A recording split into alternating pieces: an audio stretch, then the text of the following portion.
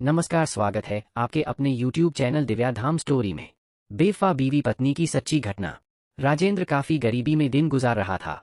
सारे दिन मेहनत मजदूरी करके जो कुछ उसे मिलता था उससे सिर्फ उसके परिवार का खर्च ही पूरा हो पाता था।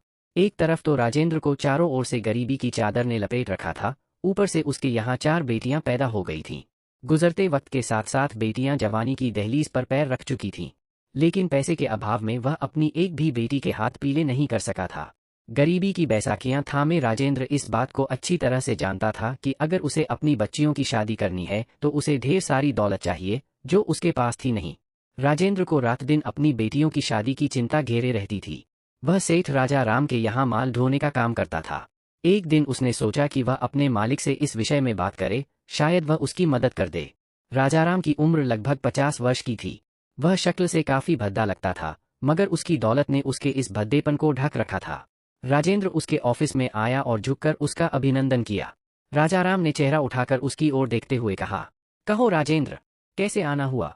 मालिक, बोलो, आपके पास एक आशा लेकर आया था। राजेंद्र ने कहा, आपकी मदद से एक गरीब का भला हो जाएगा। कुछ बताओ तो सही राजेंद्र। मालिक, राजेंद्र ने कहा, मुझ अभागे की 4 बेटियां हैं और सभी जवान हो रही हैं।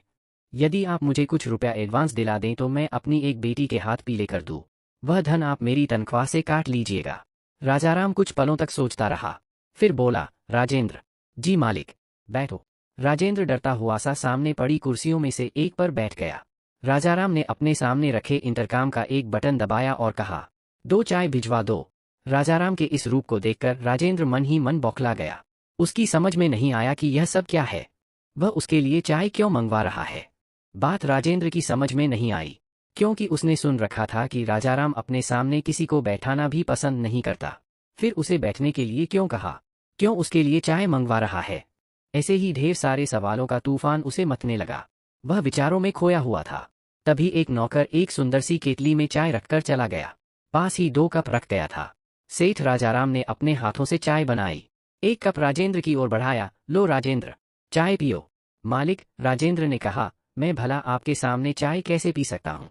कहाँ राजा भोज और कहाँ गंगू तेली? यह आप क्या कर रहे हैं? आपके पास अपनी एक छोटी सी दरख्वास्त लेकर आया हूँ। आपके लिए यह कोई बड़ी बात नहीं है। राजेंद्र, जी मालिक, तुम बेफिक्र होकर चाय पियो। राजाराम ने कहा, बाद में हम उस विषय में बातें करेंगे। डरते डरते राजेंद्र चाय पीने लगा। ट्रे में बिस्किट्स रखे थे, मगर उसने उनमें से कोई बिस्कुट उठाया नहीं। उसने अपने जीवन में कभी यह नहीं सोचा था कि वह एक दिन सेठ राजाराम के साथ बैठकर चाय भी पी सकता है, जिसके कई मिल हैं और न जाने कितने किस्म के व्यापार हैं। चक्कर उसकी समझ में नहीं आया। एक बार उसने यह अवश्य सोचा था कि कहीं ऐसा न हो कि सेठ राजाराम, जो कि विधुर है, अपने साथ उसकी बेटी का विवाह करना चाहता हो। लेकिन अपने इस ख्याल को उसने अपने दिल से निकाल दिया। भला उसके ऐसे भाग्य कहाँ कि जो उसकी बेटी इतने बड़े घर में चली जाए। इसी पसोपेश में उसने चाय का कप खाली करके वापस ट्रे में रख दिया। राजाराम ने भी चाय समाप्त कर ली थी। उसके बाद राजाराम ने राजेंद्र की ओर मुखातिब होते हुए कहा, राजेंद्र, जी मालिक, शायद आप यह जानते होंगे कि गत वर्ष हमारी पत्नी का स्वर्गवास हो गया था। राजाराम ने बात प्रारंभ करते हुए कहा, जी मैं जानता हूँ राजेंद्र जी। राजाराम ने कहा, हमारे पास बेपनाह दौलत है, लेकिन कोई वारिस नहीं है। बस एक हमारा छोटा भाई है। जब तक इस धन का उपभोग करने वाला कोई न हो, तब तक यह सब बेकार है। जी मैं यह जानता हूँ। आप अपनी बेटी से जाकर बात कीजिए। राजाराम ने कहा, यदि वो हमारे घर की लक्ष्मी बनना कबूल करे तो हमें प्रसन्नता होगी। और हाँ, आप एक बात भली भांति समझ लें कि आप पर किसी भी किस्म का कोई दबाव नहीं है। अगर वो स्वेच्छा से इस बात को स्वीकार करेगी तो हम आपको इतना धन देंगे कि न केवल आपकी हालत सुधर जाएगी, बल्कि आप अपनी बाकी की 3 बेटियों का विवाह भी बड़ी शान से कर सकेंगे। जी, राजेंद्र हकलाता हुआ बोला, अब आप आराम से घर जाइए और अपने बच्चों से बातें कीजिए। यदि हमारी बात उन्हें ठीक लगे तो आप सुबह घर पर आ जाइए, बाकी बातें वहीं होगी। जी। और राजेंद्र वहां से उठकर चला गया। उसके चले जाने के बाद राजाराम अपने ऑफिस कार्य में लग गया। राजेंद्र प्रसन्नता से चलता हुआ अपने घर पर आया। उसने आते ही अपनी पत्नी से वह सब बातें कह दी जो राजाराम ने उससे कही थीं। राजाराम की तरह उसकी पत्नी भी प्रसन्न हुई। उसे लगा कि उनके मुसीबत के दिन खत्म हो गए हैं। लेकिन अगले ही क्षण उसने कहा, अलका से तो पूछ लो, बुलाओ उसे। अलका को उन्होंने वहीं बुला लिया। वही उनकी सबसे बड़ी बेटी थी। अलका की माँ ने उससे कहा, बेटी, आज तेरे लिए मिल मालिक सेठ राजाराम का पैगाम आया है। उसकी उम्र जरूर ज्यादा है, लेकिन जिन लोगों के पास धन होता है वो कभी बूढ़े नहीं होते। फिर भी उन्होंने यह कहा है कि आप लोग अपनी बेटी से पूछ लें। हाँ, मैं अपनी ओर से यह कहूंगी कि यदि तुम उनके साथ शादी की हाँ कर लोगी तो न केवल हमारे दिन फिर जाएंगे बल्कि तुम्हारी बाकी तीनों बहनों के भी रिश्ते समय से और अच्छे परिवारों में हो सकेंगे। आप यह बेवफा बीवी की कहानी लोग हिंदी पर पढ़ रहे हैं। जी, तुम खूब अच्छी तरह से सोच लो, हमें सुबह बता देना, माँ ने काफी प्यार भरे अंदाज में कहा। मम्मी, हाँ बोलो बेटी, इसमें सोचना क्या है, अलका ने कहा। यदि मैं सेठ राजाराम से शादी कर लूं और उसकी पत्नी बन जाऊं तो निश्चित ही हमारे परिवार की दरिद्रता दूर हो जाएगी। इसमें मुझे कोई एतराज नहीं है। अपने परिवार की खातिर मैं यह बलिदान देने के लिए तैयार हूं।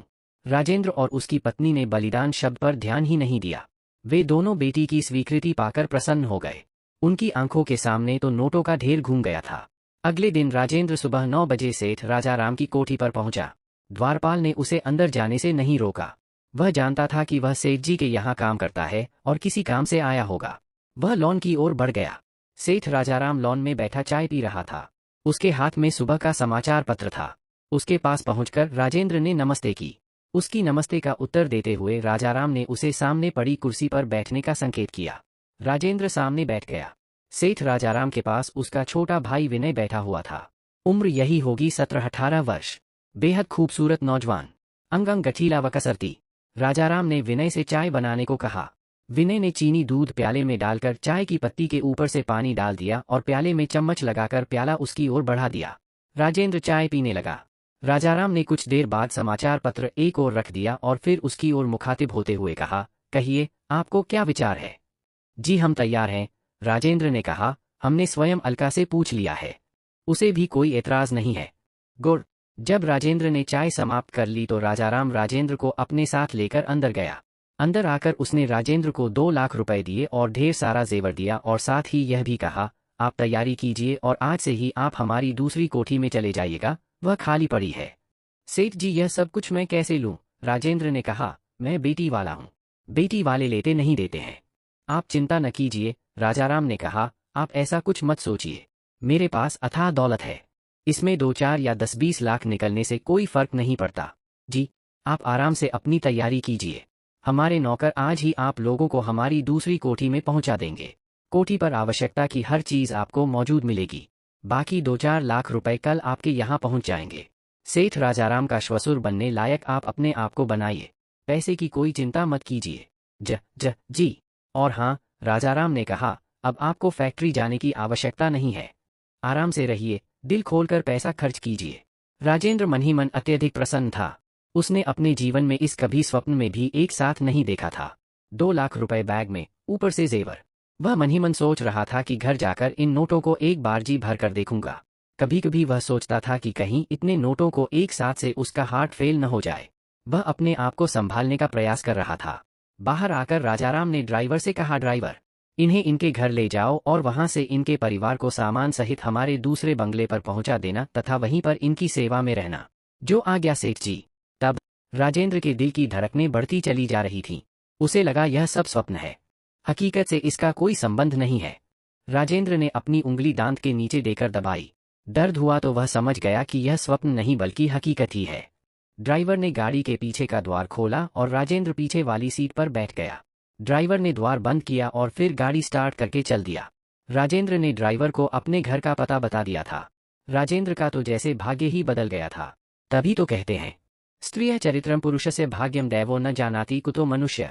अर्थात स्त्री के चरित्र और पुरुष के भाग्य के विषय में तो देवता भी नहीं जानते, फिर मनुष्य कैसे जान सकता है।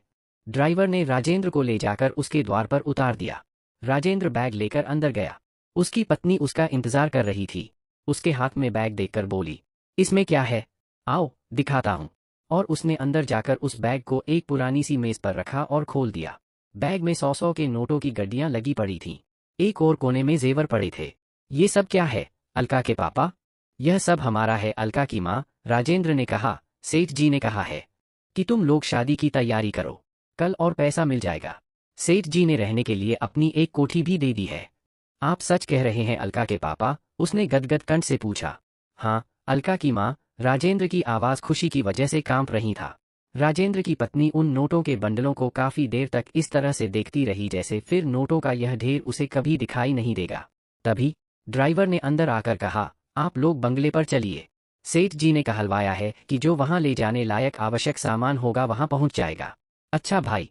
अलका की माँ, जी, इनसे कहो कि तैयार हो जाएं। राजेंद्र ने कहा, हम लोग बंगले पर चलेंगे। क्या अब हम उस बंगले में ही रहेंगे? हाँ भाई। और तब राजेंद्र की पत्नी ने अपनी चारों जवान बेटियों को तैयार होने के लिए कह दिया। वे सब तैयार होकर गाड़ी में आ बैठे। खुदा जब देता है छप्पर फाड़ कर देता है, और राजेंद्र के साथ ऐसा ही हुआ था। ड्राइवर ने उन लोगों को लाकर सेठ के बंगले पर छोड़ दिया और वहीं पर रुक गया। दूसरे नौकर राजाराम का आवश्यक सामान उठा लाए। राजेंद्र की पत्नी और लड़कियां पागलों की भांति महलनुमा बंगले को देख रही थीं। उनमें से किसी को भी यह विश्वास नहीं हो पा रहा था कि यह सब सच है। उनकी नज़र में यह सब स्वप्न था। तभी वहां एक आदमी आ गया। उसने राजेंद्र को 2-3 दुकानों के पते बताए और कहा, इन दुकानों से आप लोग आवश्यकता की सब चीजें जितनी आवश्यकता हो खरीद लें। सेठ जी ने फोन कर दिए हैं। अच्छा भाई। और इस तरह से 3-4 दिन तक वे खरीदारी करते रहे। कल तक जो राजेंद्र मामूली मजदूर था जिसे कोई जानता तक नहीं था, आज सेठ राजेंद्र कहलाने लगा था। उन सबके ठाठ निराले थे। उसकी बेटियां सजीव जी परियां सी लगने लगी थीं। खूबसूरत तो वे थी ही, दौलत आ जाने पर सोने पर सुहागा वाली कहावत चरितार्थ हो गई थी। शादी की तैयारियां शुरू हो गईं। कोठी को दुल्हन की तरह सजाया जाने लगा और फिर बड़ी धूमधाम के साथ 1 माह बाद अलका और राजाराम की शादी हो गई। अलका दुल्हन बनकर उस बंगले में आ गई। सेठ राजाराम के बंगले पर अलका का भव्य स्वागत हुआ। वह अपने कमरे में चली गई। फूलों से सुहाग सेज सजाई गई थी। रात्रि में अलका अपनी सुहाग सेज पर आकर बैठ गई। कुछ ही देर के बाद सेठ राजाराम भी आ गया। और वही हुआ जो सुहागरात में होता है। अलका ने अपने परिवार की खुशियों के लिए सेठ राजाराम से विवाह करने पत्र के समान की हाँ कर ली थी, लेकिन इस शादी से वह मानसिक तौर पर जरा भी प्रसन्न नहीं थी। उसने तो केवल अपने परिवार की खातिर कुर्बानी दी थी। उसकी नज़र राजाराम के भाई विनय पर थी, जिसे राजाराम अपने पुत्र के समान प्यार करता था। सेठ राजाराम जब फैक्ट्री चले जाते थी, अलका विनय के पास आ जाती थी। क्योंकि रिश्ता देवर भाभी का था ही, इसलिए उससे मजाक करने लगती थी। आप यह बेफा बीवी की कहानी लोग हिंदी पर पढ़ रहे हैं। विनय सामाजिक तौर पर नादान था। उसे लोगों के पास उठने बैठने का पता ही नहीं मिला था। यहाँ तक कि उसकी शिक्षा भी घर पर ही हुई थी। जब अलका उसके साथ छेड़छाड़ करती तो उसे अजीब सा महसूस होता था। शरीर के अंगों में तनाव सा आ जाता था।